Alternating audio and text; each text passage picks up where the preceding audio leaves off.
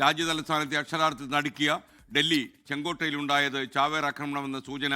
ആക്രമണത്തിന് പിന്നിൽ ജെയ്ഷെ മുഹമ്മദ് ആണെന്ന് സംശയമുണ്ട്. കാർ സ്ഫോടനത്തിൽ UAPA ചുമത്തി പോലീസ് കേസെടുത്തിട്ടുണ്ട്. വിവിധ ആളുകൾ കൈമാറിയ കാർ കഴിഞ്ഞ മാസമാണ് പുൽവാമ സ്വദേശിയായ താരിഖ് വാങ്ങിയത്. കാർ ചെങ്കോട്ടയ്ക്ക് സമീപം പാർക്കിങ്ങിലെത്തിയത് വൈകുന്നേരം 3:19 പോലീസ്. ഈ അപകടം നടന്ന ഈ സ്ഫോടനമുണ്ടായ ചെങ്കോട്ടയ്ക്ക് സമീപത്ത് നിന്ന് വിനീത വിജി തത്സമയം ചേരുകയാണ്. വിനീത, ഗുഡ് മോർണിംഗ്. ശരിക്കും ഈ കാർ കുറച്ചധികം സമയം അവിടെ തന്നെ കാത്തു കിടന്നു എന്നുള്ളതും നമ്മളെ അത്ഭുതപ്പെടുത്തുന്നു.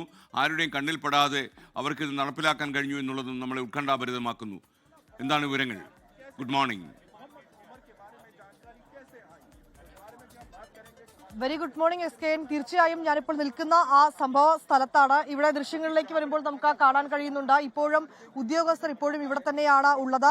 അവർ ഇപ്പോഴും പരിശോധനകൾ നടത്തുകയാണ്. നമ്മൾ കഴിഞ്ഞ ദിവസം നിന്ന മേഖല, അവിടെ നിന്ന് ഏറെ മാറി പിന്നിലേക്കാണ് ഇപ്പോൾ നമ്മൾ നിൽക്കുന്നത്. ആ മേഖലകളിലൊക്കെ തന്നെ ബാരിക്കേഡുകൾ ഉപയോഗിച്ചുകൊണ്ട് നിയന്ത്രണം ഏർപ്പെടുത്തിയിരിക്കുകയാണ്. അതിന് മുന്നിലായി കാണുന്ന നമുക്കൊരു വെള്ള ബാരിക്കേഡ് പോലെയുള്ള ഒരു മറ, ആ ഭാഗത്തേക്കാണ് ഈ സ്ഫോടനം ഉണ്ടാകുന്നത്. ഇന്നലെ രാത്രി 6:55 കൂടിയാണ് ആ സ്ഫോടനം ഉണ്ടാകുന്നത്. ആ മേഖലയിൽ നമുക്ക് കാണാൻ കഴിയുന്ന ഒരു സിഗ്നൽ, ആ സിഗ്നലിന് സമീപത്തേക്കാണ് ഈ I-20 കാർ വളരെ സ്ലോ ആയിട്ട്, വളരെ പതിയെ ആ കാർ ആ സിഗ്നൽ കേന്ദ്രീകരിച്ചുകൊണ്ട് എത്തുകയും പിന്നീട് അവിടെ വെച്ച് സ്ഫോടനം ഉണ്ടാവുകയും ചെയ്യുന്നു. ആ സ്ഫോടനത്തിന്റെ ആഘാതത്തിൽ സമീപമുള്ള 8 വാഹനങ്ങളിലേക്ക് തീ പടരുകയും ആ വാഹനങ്ങൾ ആ സ്പോട്ടിൽ വെച്ച് തന്നെ പൊട്ടിത്തെറിക്കുകയും ഒക്കെ ചെയ്തിട്ടുണ്ടായിരുന്നു എന്നുള്ള വിവരമാണ് നമുക്ക് ലഭ്യമായിട്ടുണ്ടായിരുന്നത്.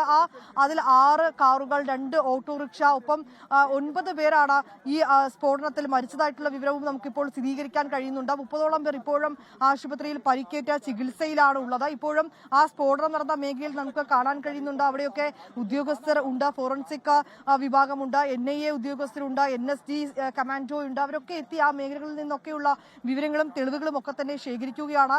വളരെയധികം ദാരുണമായിട്ടുള്ള ഒരു കാഴ്ചയായിരുന്നു ഇന്നലെ ഈ സ്ഫോടനം ഉണ്ടായതിന് തൊട്ട് പിന്നാലെ ആ സ്പോട്ടിൽ നമ്മൾ എത്തുമ്പോൾ നമുക്ക് കാണാൻ കഴിഞ്ഞിട്ടുണ്ടായിരുന്നത്. ഇപ്പോൾ നമുക്ക് ആ ദൃശ്യങ്ങളിൽ കാണാൻ കഴിയുന്നത് പോലെ തന്നെ ആ ഉദ്യോഗസ്ഥരൊക്കെ തന്നെ നിൽക്കുന്ന ആ മേഖലകളിലേക്ക് ആകമാനം രക്തം തളം കെട്ടിക്കിടക്കുന്ന ഒരു സാഹചര്യമായിരുന്നു നമുക്ക് കാണാൻ കഴിഞ്ഞിട്ടുണ്ടായിരുന്നത്.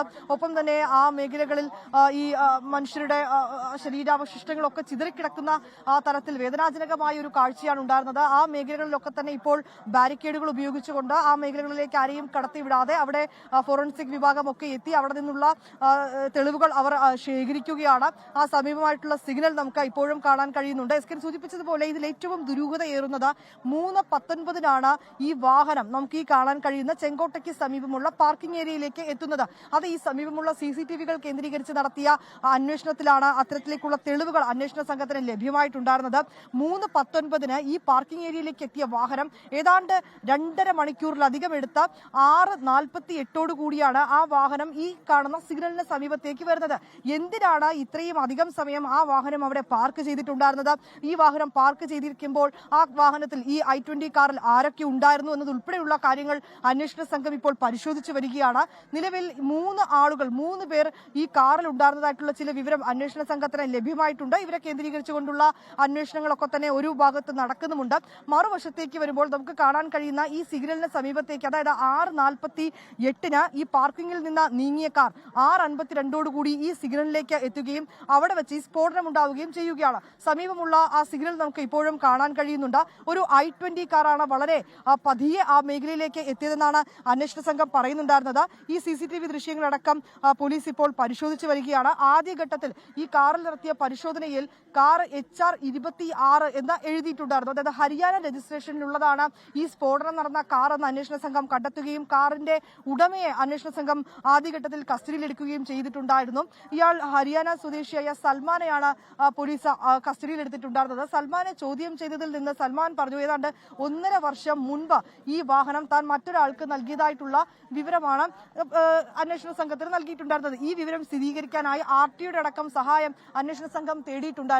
തുടർന്ന് നടത്തിയ പരിശോധനയിലും അന്വേഷണത്തിലുമാണ് ഈ കാറ് ഈ സൽമാൻ മറ്റൊരാൾക്ക് കൈമാറി എന്നൊരു വിവരം അന്വേഷണ സംഘത്തിന് ലഭിക്കുന്നത്. അത് ദേവേന്ദ്ര എന്ന് പറയുന്ന ആൾക്കാണ് ഈ വാഹനം കൈമാറുകയും ദേവേന്ദ്ര ഇത് പുൽവാമ സ്വദേശിയായ താരിഖിന് കൈമാറിയതായിട്ടുള്ള വിവരം അന്വേഷണ സംഘത്തിന് ലഭിക്കുന്നു. തുടർന്ന് താരിഖിന്റെ അറസ്റ്റ് രേഖപ്പെടുത്തിയതായിട്ടുള്ള സംബന്ധിച്ചിട്ടുള്ള ചില സൂചനകൾ കൂടി നമുക്ക് ലഭ്യമാവുകയാണ്. ഈ താരിഖിനെ കേന്ദ്രീകരിച്ചാണ് ഈ ഘട്ടത്തിൽ അന്വേഷണം നടക്കുന്നതെന്ന് നമുക്കൊരു വിവരം ലഭ്യമായിട്ടുണ്ട്. ഭീകരാക്രമണമായി കണക്കാക്കി തന്നെയാണ് ഈ ഘട്ടത്തിൽ അന്വേഷണം പുരോഗമിക്കുന്നത്. ആക്രമണത്തിന് പിന്നിൽ ജെയ്ഷെ മുഹമ്മദ് ആണ് എന്നൊരു സംശയം തന്നെയാണ് അന്വേഷണ സംഘത്തിനുള്ളത്.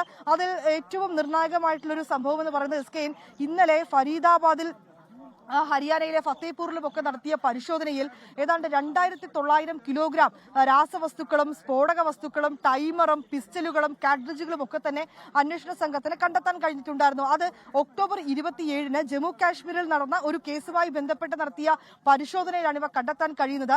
ഒക്ടോബർ 27-ന് ഈ ശ്രീനഗറിൽ ഈ ജെയ്ഷെ മുഹമ്മദിനെ പിന്തുണച്ചുകൊണ്ടുള്ള ചില പോസ്റ്ററുകൾ പ്രത്യക്ഷപ്പെടുന്നു.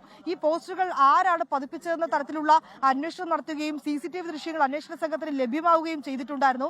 ഈ CCTV ദൃശ്യങ്ങൾ കേന്ദ്രീകരിച്ച് നടത്തിയ പരിശോധനയിൽ അനന്തനാഗ് മെഡിക്കൽ കോളേജിൽ ജോലി ചെയ്തിരുന്ന ഒരു ഡോക്ടറാണ് ഇതിന് പിന്നിലെന്ന് അന്വേഷണ സംഘത്തിന് വിവരം ലഭിക്കുകയും ഈ അനന്തനാഗിലെ ഡോക്ടറെ അന്വേഷണ സംഘം അറസ്റ്റ് ചെയ്യുകയും ചെയ്യുന്നു.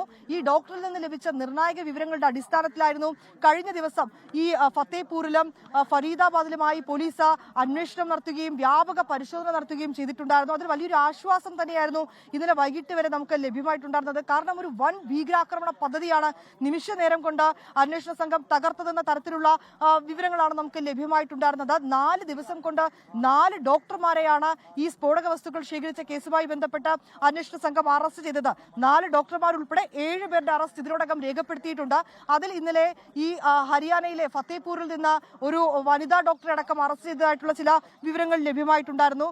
360 കിലോഗ്രാം സ്ഫോടക വസ്തുക്കൾ സൂക്ഷിച്ച കേസുമായി ബന്ധപ്പെട്ട മറ്റൊരു ഡോക്ടറെയും അറസ്റ്റ് ചെയ്തിട്ടുണ്ടായിരുന്നു. ഇങ്ങനെ ഈ വ്യാപകമായിട്ടുള്ള റെയ്ഡിൽ ഇത്രയും വലിയൊരു ഭീകരാക്രമണ പദ്ധതി തകർത്ത ആശ്വാസത്തിലായിരുന്നു നമ്മൾ ഉണ്ടായിരുന്നത്. തൊട്ട് പിന്നാലെയാണ് നമ്മളിപ്പോൾ കാണുന്ന ഈ റെഡ് ഫോർട്ടിന് സമീപമുള്ള ചെങ്കോട്ടയ്ക്ക് സമീപമുള്ള ഈ മേഖലയിൽ സ്ഫോടനം ഉണ്ടാകുന്നത്. അതുകൊണ്ട് തന്നെ ഈ സ്ഫോടനത്തിൽ നേരത്തെ ഞാൻ സൂചിപ്പിച്ച കേസുമായി ഏതെങ്കിലും തരത്തിൽ ബന്ധമുണ്ടോ എന്നതുൾപ്പെടെയുള്ള കാര്യങ്ങളായിരുന്നു ആദ്യഘട്ടത്തിൽ അന്വേഷണ സംഘം അന്വേഷിച്ചിരുന്നത്. അതിന് ഒരു ആക്കം കൂട്ടിയിരുന്നത് ഒരുപക്ഷെ ആ കാറ് അത് ഹരിയാന രജിസ്ട്രേഷനിലുള്ള വാഹനമാണ് എന്ന ഒരു വിവരം ലഭ്യമായത് തന്നെയാണ്. തൊട്ട് പിന്നാലെ ഈ അറസ്റ്റിലായ ഡോക്ടർമാരെ അടക്കം അന്വേഷണ സംഘം കസ്റ്റഡിയിലെടുത്ത് അവരെയൊക്കെ തന്നെ വളരെ വിശദമായി ചോദ്യം ചെയ്യുകയും ചെയ്തിട്ടുണ്ടായിരുന്നു. ഇതിൽ ഇപ്പോൾ UAPA ഉൾപ്പെടെ ചുമത്തിക്കൊണ്ടാണ് അന്വേഷണ സംഘം ഈ കേസ് എടുത്തിരിക്കുന്നത്. പിന്നാലെ തന്നെ ഈ സംഭവം ഉണ്ടായി 10 മിനിറ്റിനുള്ളിൽ തന്നെ വിവിധ അന്വേഷണ ഏജൻസിയിലെ ഉദ്യോഗസ്ഥർ ഫയർഫോഴ്സ് യൂണിറ്റുകളൊക്കെ തന്നെ സംഭവ സ്ഥലത്ത് എത്തി സ്ഥിതിഗതികളൊക്കെ തന്നെ അവർ വിലയിരുത്തിയിട്ടുണ്ട് എന്ന വിവരം ഇന്നലെ ആഭ്യന്തരമന്ത്രി വ്യക്തമാക്കിയിട്ടുണ്ടായിരുന്നു. ഇന്ന് രാവിലെ പ്രത്യേക യോഗം ചേർന്നുണ്ട്. ആ യോഗത്തിൽ സ്ഥിതിഗതികളൊക്കെ തന്നെ വിലയിരുത്തും. സ്ഥലത്ത് ഇപ്പോഴും അന്വേഷണ സംഘം ഉദ്യോഗസ്ഥരൊക്കെ തന്നെ തുടരുകയാണ്. ലോകത്തെവിടെയായാലും ഏത് സമയത്തും 24 വാർത്തകളും ഓഗ്മെന്റഡ് റിയാലിറ്റി പാക്കേജുകളും എക്സ്പ്ലെയിനറുകളും വിശദമായി കാണാൻ ഞങ്ങളുടെ YouTube ചാനൽ നിങ്ങൾക്ക് സബ്സ്ക്രൈബ് ചെയ്യാം.